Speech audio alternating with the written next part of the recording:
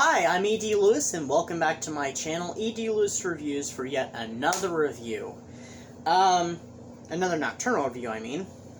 Before we get started, please hit that like and that subscribe down below and the little bell so you'll get notifications for my latest videos. And please leave a comment, as long as it is not inappropriate or rude or, things like that. Things that, nobody wants to read or so on and so forth. So, it is October, which we've mentioned many times before, and of course that means it's spooky season. Kind of been in spooky season since September, but you know what we mean by spooky season. In this case, it's Halloween season. It's time for some spooky reads.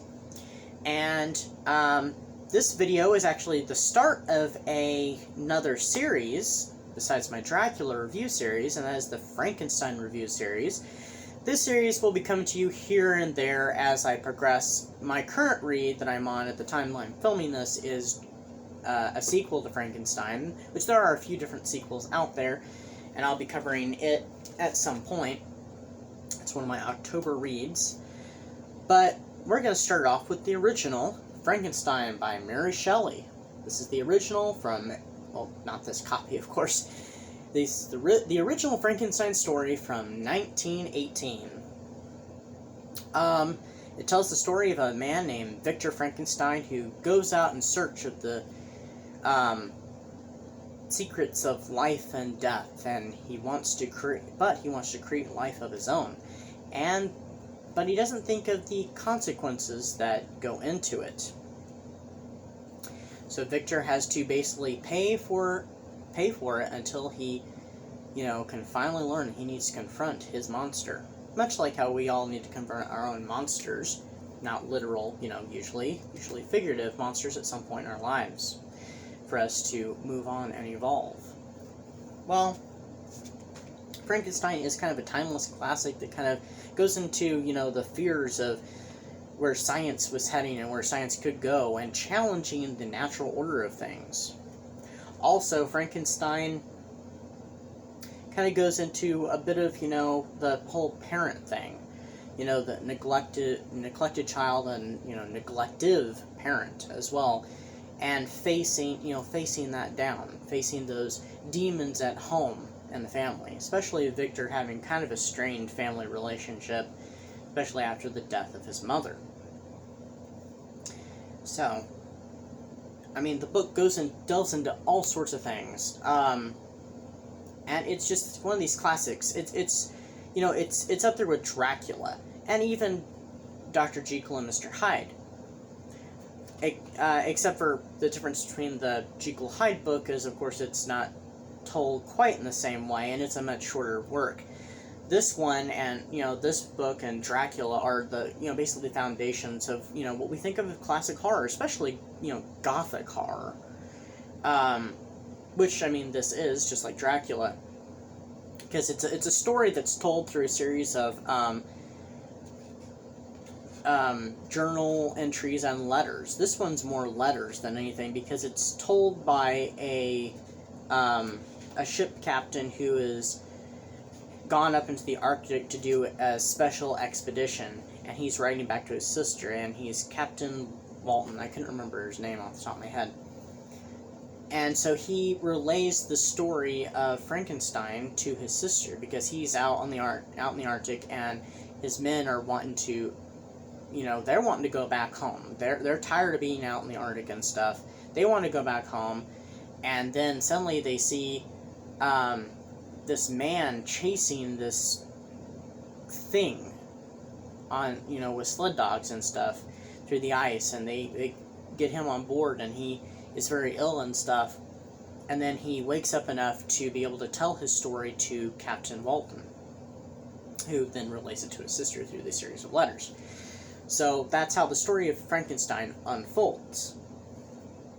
Kind of like how Dracula unfolds through a series of, diary entries, newspaper articles, letters, telegrams, typewriter, dictaphone, all sorts of things. Frankenstein's very much like that, except for it predates Dracula by quite a bit, because it was written and it was published in 1818, whereas Dracula was published in 1897. So, It may have had an influence on Dracula, but I'm not really sure if it was. It's not really based off of any historical figure, though there is a historical figure called Frankenstein, but I don't know anything really about the figure. Kind of like there is a historical Dracula. And this is just like Dracula, it's been adapted, and there's been sequels, written in movies, written off of it so many, countless times, especially Universal Studios. And so many adaptations. Many, of course, rework the story, and they don't, keep much of the original novel by Mary Shelley. Which this novel came about during a little competition that that Mary Shelley and her, at that time, future husband, because they don't think they were married yet, and their friend, Dr. Polidori, excuse me, oh wait, was he a doctor? I can't remember. Well, it was John William Polidori, anyway. And Lord Byron, and I can't remember if there was another one or not, with them, and they were having this competition of telling ghost stories. Well, a dream actually inspired this story, and she told her little ghost story, and she won the competition, and then, like, 2 years later or so, she had completed the novel, and it was published, I think, anonymously originally. Her name didn't appear in it till, I think it was the French, maybe, publication, at least a few years later or so. So, I think it was in the 1820s. And then her name was connected with it later on, and it was called Frankenstein, or the Modern Prometheus, because, Prometheus brought fire to mankind. Frankenstein, Victor in this case, not the monster, because a lot of times people confuse the monster, thanks to Universal Studios, the monster with the man. He brought, in a way, fire to the people. He was bringing knowledge, this kind of sacred, forbidden knowledge to the people.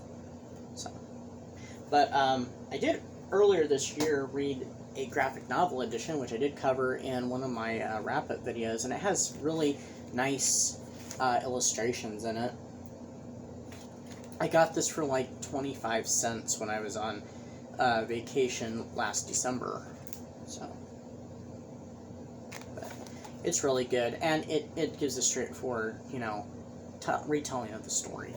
It's basically, it's Mary Shelley's, it's just broken down for younger viewers, and also for graphic novel form. Of course, this has been adapted many times, and I'm not a big fan of the 1994 film starring Kenneth Branagh. I'm not a big fan of it. I do like its style and stuff, and it's very campy, very over the top, and it fits very well with Coppola's film of Dracula. But I'm not a big fan of the film. I've actually heard that the screenwriter actually hated the film because he thought it was his best work, and then once the film was directed, it was completely different from what he had envisioned when he was writing it, so but he hated it. I'm not a big fan of either, and I've watched it a couple times, but I'm just not a fan. I mean, Robert De Niro does a great job, and Kenneth Branagh is, he does a great job in his performance as well, and it does follow follow the story pretty well, but it's just I'm not a big fan of it. My favorite faithful adaptation is actually the 2004 Hallmark miniseries, which follows it even, I feel like it follows the book even closer. And it's like 3 hours long, and it stars Alec Newman as Victor Frankenstein, and it also has Donald Sutherland playing the part of Captain Walton, and I think it has, it's one of the Hurts, and I can't think, is it William Hurt? I think it's William Hurt. I think it is. I think it's William Hurt, playing kind of his mentor at university in Ingolstadt. And it's a very good, and Luke Gross is in it too, playing the creature, and it's very good, and it follows the book pretty well. I mean, it does go off on its own things, but I mean, it follows the novel pretty well, and I really enjoy it. It's a long viewing, but I really like it. I really enjoyed it, and so I would highly recommend it. It's kind of interesting. The closest adaptation to the novel of Dracula is the 1977 BBC miniseries Count Dracula, and the closest adaptation, in my opinion, to Mary Shelley's novel Frankenstein is the Hallmark Hall of Fame. Well, it's not Hall of Fame; it's just Hallmark Channel. It's Hallmark Channel, but it's not their Hall of Fame. It's the Hallmark 2004 miniseries. So it's interesting. It's miniseries that end up being the closest versions. But, I mean, there are other close versions too, because I think there was one back in like the 70s or something that's supposed to be fairly close, and it wasn't a miniseries; it's a movie. Especially keeping the description of the creature, which nobody seems to keep, because Mary Shelley describes him as having yellow skin with black lips and like long and like dark hair. Definitely doesn't look anything like the Universal Studios, you know, flat head, top, kind of greenish, bluish skin that we see from Universal Studios and stuff. I mean, there's tons of adaptations though. But there's also, of course, the Mary Shelley one. Then there was a TV one that came out around the same time as the film Mary Shelley's Frankenstein that I guess follows it closely, and I've never seen that one. But anyway, so that is Frankenstein by Mary Shelley, and I do recommend you checking out the 2004 pilot. And interestingly enough, as a side note, really quick, Alec Newman, who plays Victor Frankenstein in that particular adaptation, same year played Barnabas Collins in the unaired 2004 pilot of Dark Shadows that was meant for the WB. And then, of course, he went on and he's played some characters that are Dark Shadows in the Dark Shadows audios. So, little side note. Anyway, so that is the end of my Frankenstein review, and this would be the part 1 of my Frankenstein review series, which will be coming here and there. Not as frequent, though, as the Dracula reviews. But have a great October, and I will come back and see you again with another nocturnal review soon. So stay spooky and have a great spooky season, and I'll see you next time. Bye bye.